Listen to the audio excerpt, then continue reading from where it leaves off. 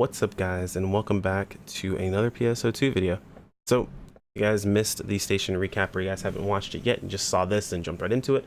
Just so you guys know, episode 6 will be coming out in April. It'll be coming out 24th, so it's about a month and a half from now. Actually, I think exactly a month and a half from now. But, dude, I'm just trying to, like, take in everything I've read so far, because this is actually the second time I'm recording this video.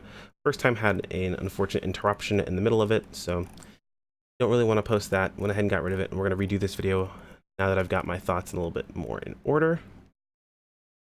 I actually leave that little part for the end of the video. I know what you guys think, but there's some stuff that's posted by from social media and that are posted by the attendees of the festa. So some of it might not be completely correct. I know a lot of it's been updated and touched up, so take this with a grain of salt, but here is some more information about Phantom.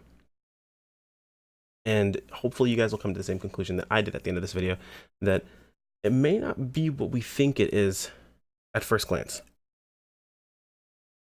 So, Phantom Talus S Charge. We're going to go over the abilities essentially, kind of what they do, and my thoughts on them.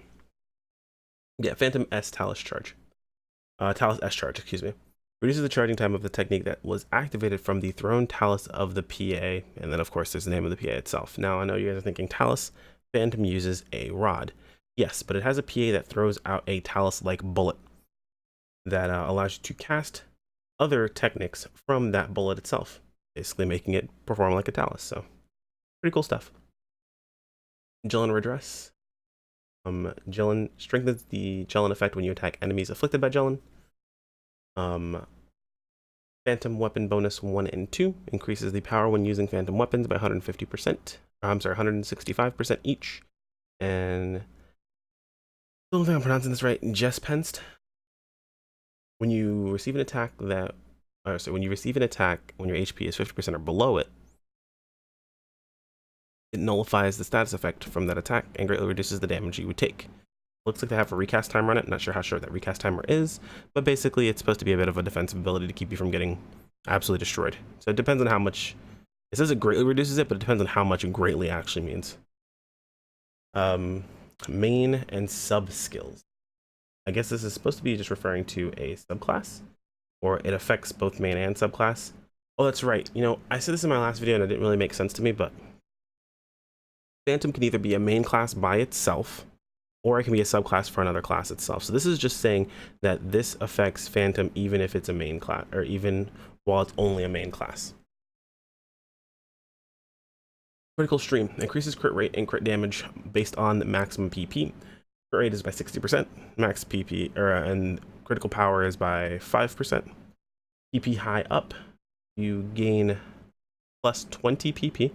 And for me, with my unit setup that I'll be going for on Bouncer, that's a 220 PP, which is pretty insane already as it is. That's if Phantom doesn't give you even more PP just by it being your subclass.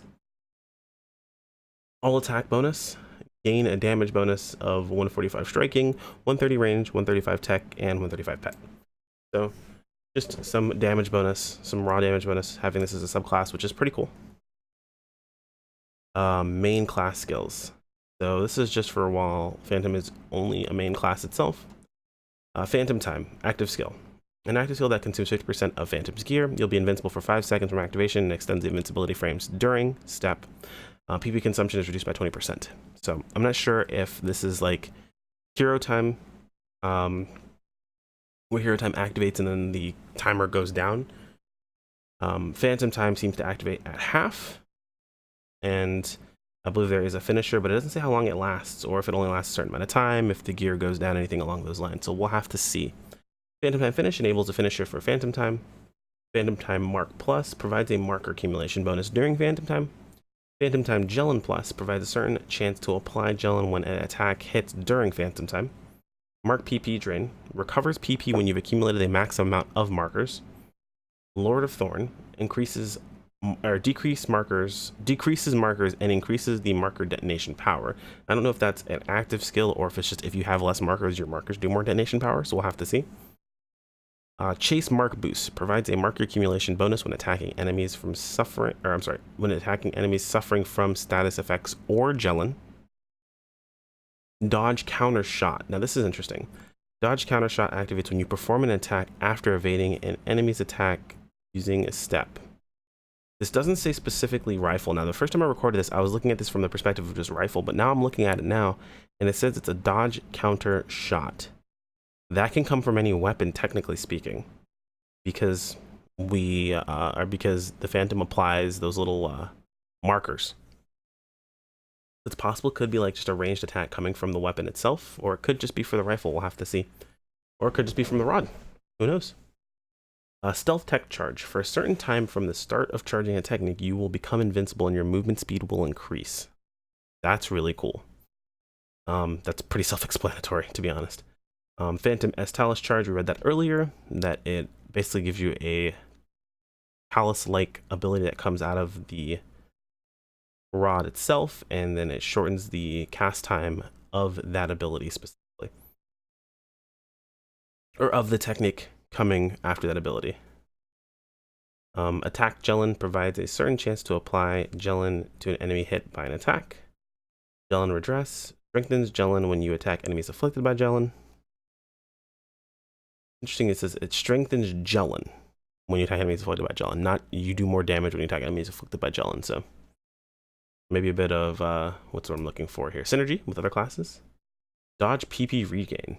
Actually, I just thought about this. What if that synergizes with Hunter? I just thought about that. Never mind. Oh, moving on. Dodge PP regain. Recovers PP when you evade an enemy's attack. Oh, these are for Phantom main class only. Never mind. Okay.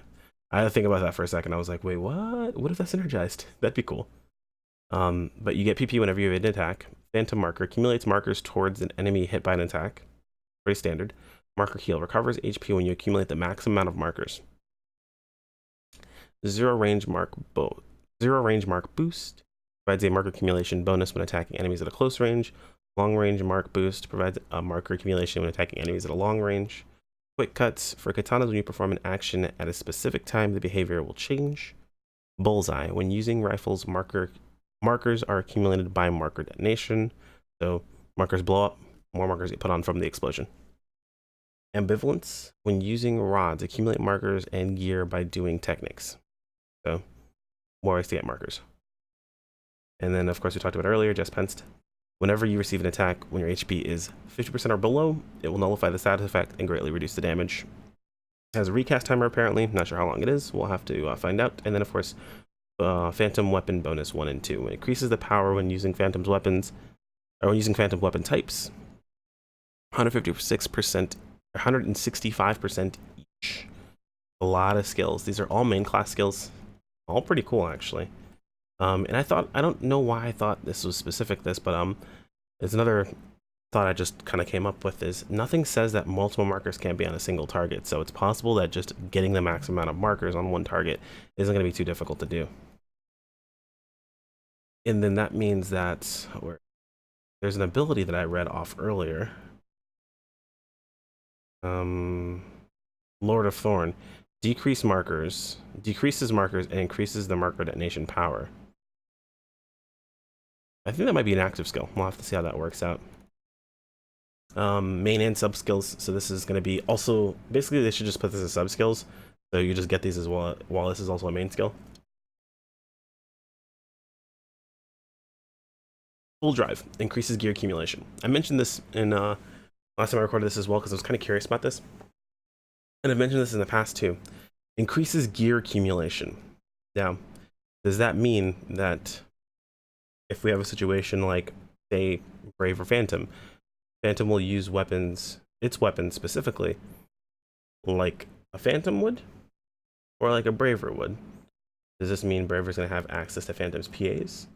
Does this mean Braver's not going to have access to Phantom's PAs and it's just going to be, you know, Phantom's PAs? It's going to be working that way specifically. Other videos we've seen, we've only seen Phantoms use their style of PAs. We haven't seen them use Braver's PAs at all. It'll be interesting to see how that works out. And if it doesn't work like that, if they are specific to their own, what's what I'm looking for here? They're specific to their own, their class, the weapons and the PAs are specific to their class in that sort of way. What is this referring to? Increases gear accumulation of what? We'll have to see. Sprint tech charge increases movement speed while charging techs. And then tech short charge reduces technic charging time and PP consumption, but also lowers the power. Now this was interesting to see.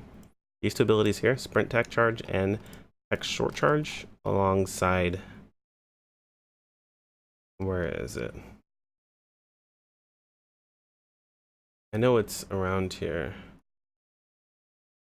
Oh no.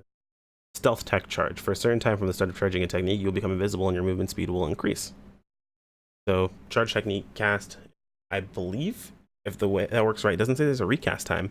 So when you start charging again, you go invisible again. And since the charge times are reduced and your movement speed increased, like you'll be like machine gun firing techs, which is kind of cool. And I don't think techs take a super long time to charge as it is, at least the most used ones from what I remember. At least from what I've seen in videos and things of that sort. But we'll have to see. That's kind of an interesting combination. Sprint tech charge, tech short charge, and then the other ability up there, because this is also going to be in the main ability. Or if you're using Phantom as a main class. A Phantom PP Restorate. Increases the amount of PP recovered, auto PP recovery, and attack PP recovery by 130% each. See, this is really interesting. Phantom seems to have more of an impact on PP and just fast recovery. Like, the classes that already had defensive enough skills built into their main class, I feel like are really going to benefit from Phantom as a subclass. Which makes me kind of sad, because I feel like Bouncer's not one of those classes. But I'm going to try it anyway, because it's going to be fun. Photon Stream increases the damage based on your maximum PP. Max power plus 10%. A Critical Stream increases the critical rate and critical damage based on your maximum PP. Max crit rate plus 30 or 60%. Max crit power plus 5%. High PP up, or PP high up.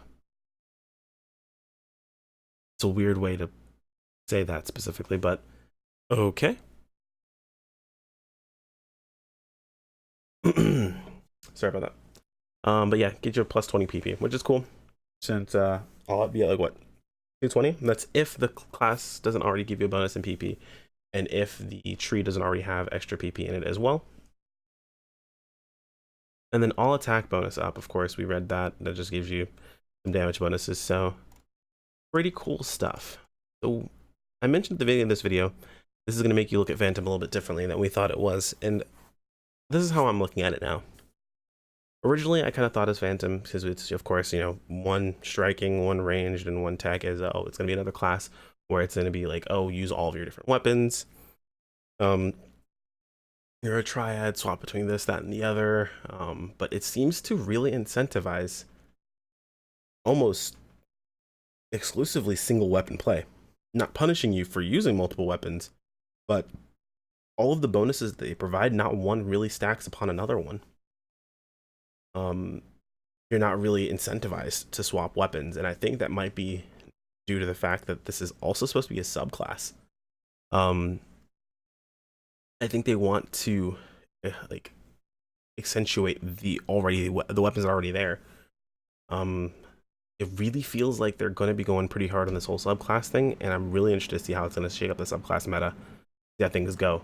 Classes that already have a very strong main class themselves.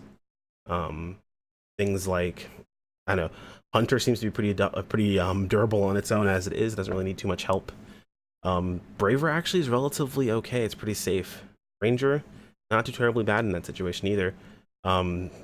Dude, Gunner, I don't even know what to think about that one. I don't know if that's even going to work out, because it's already got tons of PP, and this is giving you maximum bonuses from having maximum PP, and I think the bonus goes up to like 300 PP.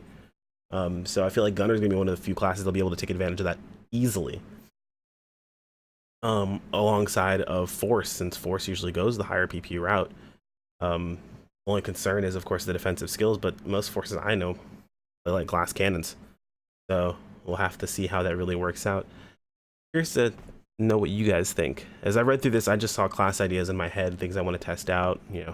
Should be pretty fun to see how things work out. But there is one last thing I want to leave you guys on, a little bit of a note from my last video that I want to put in this one too, for those of you guys who only watch the Phantom stuff. This is from the PSO2 station recap. they had a breakdown of what we'll be getting, kind of like a timeline. It shows episode 6 stuff, early summer, emergency quests, you know, new PA system coming, new PAs for swords and jet boots, and, you know, beyond exploration areas, new ultra enemies. And then in winter, it says a new class question mark. Now, it says a new class is. Now, I don't know if that's just a poor translation.